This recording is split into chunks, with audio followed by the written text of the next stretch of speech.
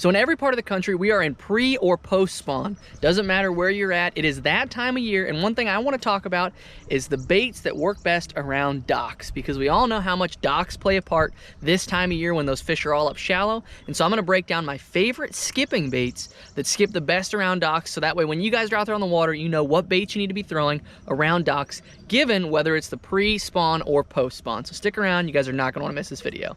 So docks are a favorite of many because they're an easy way to fish. They're easy to look at, you can understand them really, really well just by seeing them with your eyes. You don't have to use your sonars as much, but skipping is where most people end up getting the most frustrated. And so what I want to talk about is the baits that skip the best, so that way when you're out there on the water, you know what baits you need to have on deck, because there's only a handful, and if you look at the tournament history, there's only a few baits that really work the best around docks. And so we're gonna start with those, so that way you guys know what baits are gonna be doing good, but depending on the time of year. At the end of the video, I'll also break down my skipping setups, so that way if you guys are new to skipping, you can see what bait casters that I use to make these casts, because you having the right gear really, really is important. But for now, we're gonna get into the baits. So the bait that everybody thinks about when they think about skipping docks is going to be a jig. But there's a couple things about a jig that you need to know when it comes to skipping docks. The first thing is, the heavier, the harder. The heavier the jig, the harder it is to skip, because there's more weight that you have to slide across the water, and the more waves there are, the harder it's going to be. So you need to keep that in mind when you're skipping a jig. So if you're new to skipping, I like to go with a lighter finesse jig. It's easier to skip. You know, especially when you're closer around the spawn, a lighter jig is going to be doing you a whole lot better, because it's going to fall slower and you're going to get more bites on it because of that. As the summer comes along though, as the post spawn comes along, I like to go to more of a 1/2 ounce jig, because it's going to be a little bit harder to skip, but you're going to be able to trigger those fish a little bit better, because when they're around the spawn, you want a lighter jig because they're not necessarily feeding, they're more guarding. Versus in the pre and the post spawn, I like to go to a little bit heavier jig, because that's when those fish are actually feeding. They're both known for catching bigger fish, which is what we want this time of year.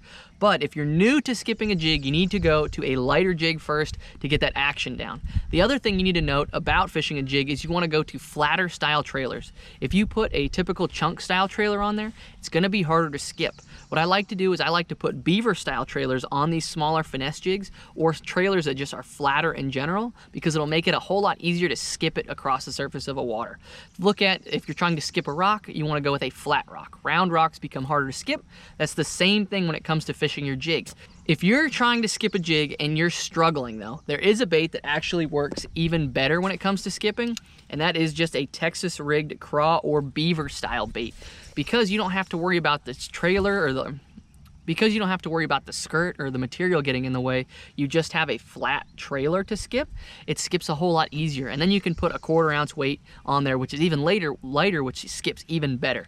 The big thing is when you're skipping a Texas rig is you want to peg your weight, so that way that weight's not sliding up and down, because if that weight slides up and down, that's going to catch on the water and make it really, really hard to skip. But if you're still struggling with a light jig, that is going to be a great go-to, because you can put this into places that you never thought possible, just because of how flat and how light that trailer is. You can just slide it all the way up in there. The next bait that we have to talk about when we're talking about skipping docks is going to be a Senko. You know, a stick bait, whatever you want to call it. When it comes to fishing around docks, these stick baits just do a great job. Whether you're throwing them weightless like we have here, or whether you're throwing them with a Nico weight, which is also a phenomenal option, they just do a phenomenal job, because there's literally nothing that's going to hinder those baits from sliding up into there. And if you are fishing docks for the first time and you don't know what to throw, you're going to struggle with pretty much everything else. But this is a bait where you can put it on a spinning rod, which is not going to give you backlashes, and it's going to be able to put way up in there. And basically how you skip it is you just throw it as hard as you can at the water, and it will just slide up as far as you can. But you want to think about that cast as making a C, even with a spinning rod, and trying to let go at that last second, because that's what's going to allow it to skip under there. But a Senko does a phenomenal job, because it's a cheap bait. If you lose one, it's not the end of the world. You know, a pack of hooks and a couple packs of Senkos and you're covered for the day. If you really want to get spicy, again, a Nico rig is a great option, and then having an O-ring for it allows you to put it all the way up in there. And so if you're new to dock fishing and you're not sure what to throw, that is going to be what you're really going to want to throw. Now we're going to kind of get into some of the more fun baits to skip, that if you're a little bit better at skipping, you're more proficient, or you just want to know some better baits for fishing around docks, these are what we're going to talk about. So that way, if you want to cover water faster, this is going to be the better era for you. Probably my two favorite baits to throw around docks that people don't ever think about is a swim jig. That is number one. I love skipping a swim jig around docks because it's a little bit lighter. I usually go to a 3/8. You have flatter flapping style trailers and you can cover a ton of water with it, especially with the rod that I'm throwing it on, which I'll talk about at the end. And then a chatterbait is a phenomenal option when it comes to skipping around docks because it has that same jig profile, but it has a flatter head on it. And with that blade being up, it doesn't catch as easily. And you can put, again, flatter style trailers on there to skip it all the way back in there, and it allows me to cover a ton of water. You can also skip a spinnerbait, but a spinnerbait is harder to skip. But these are the baits that I really like to cover water with, because the hardest thing when you're fishing docks is trying to figure out which docks are going to be the most productive. You know, especially if you're on a lake that has thousands of docks, like if you're anywhere in the middle of the country, if you're out up north, there's a ton of docks, or if you're Midwest, there's a ton of docks. And so trying to put the pattern together where those fish are setting up on docks, you know, on the dock, and what docks are important. So you need to know whether they're shallow on the docks, whether they're on the ends of the docks, whether they're on docks on points, whether they're on docks in the backs of the pockets. And so a lot of times what I will do is I will start with these two baits just trying to get a bite. That's going to be the key for me, because I might not catch all of my fish on these baits, but I might get a couple bites that go, okay, these fish are on these types of docks. And then I can slow down, go to a Senko, go to a jig, go to all the different baits that probably are going to catch more fish on it.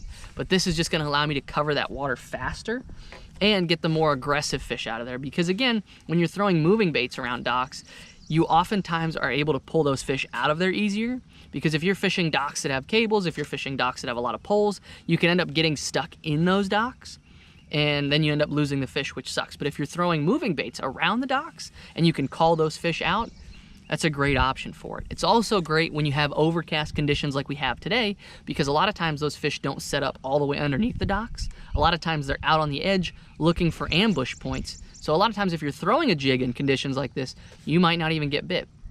Or you just might not get the most bites that you could, because you still might get those fish, but if you can fish them faster and still get the same amount of bites, that's what you want to do. So that's when I will go to these baits. Another great bait when you're skipping around docks is going to be bigger swim baits. You know, this is the mag giraffe, like everybody knows, skips phenomenal around docks. Whether you're throwing the original treble hook version or whether you're throwing a freestyle, again, when you get overcast conditions like this, you have a shad spawn going on in the morning, or you're just trying to get a bigger than average bite when those fish are up there around the spawn, these big swim baits can get put as far back underneath these docks as you can possibly imagine. Because there's nothing as far as a weight on there, it's just all rubber. It skips just like a Senko would, you know, putting it on 25-pound line and just sliding it up under there. It will just skip all the way back up under there, which is phenomenal for covering water and triggering some bigger bites. Because even though we talked about a jig and a Senko, that's what most people reach for when they're fishing docks. So if you can show those fish something a little bit different, a lot of times it will benefit you in the long run, because you'll get bites that most people wouldn't get. Now I want to talk about two baits that work really, really great around docks that pretty much nobody throws anymore. The first of which is going to be a buzzbait. A buzzbait skips phenomenal. However, a lot of times I opt to take the skirt off and just put a straight trailer on there, because what that's going to do is that's going to take some of the moving parts off of there, and it's going to allow that bait to slide up even further. Another great option other than a buzzbait is going to be just the straight trailer. If you put on like a Z-Man Goat or a Z-Man Toads, one of those, you can skip those way up under there too, throwing them on straight braid, rigging them weedless, which allows you to get in and out of cover super, super well when you're fishing around cables and whatnot. And that works really well when those fish are suspended under those docks, you know, especially first thing in the morning when those fish are really, really aggressive. It's a great way to cover that water and get some of the bigger bites from under those docks, because as we all know, top waters tend to trigger fish better, trigger bigger fish better. And so again, if you can get those fish to come up in the docks, a lot of times you can get them out even easier.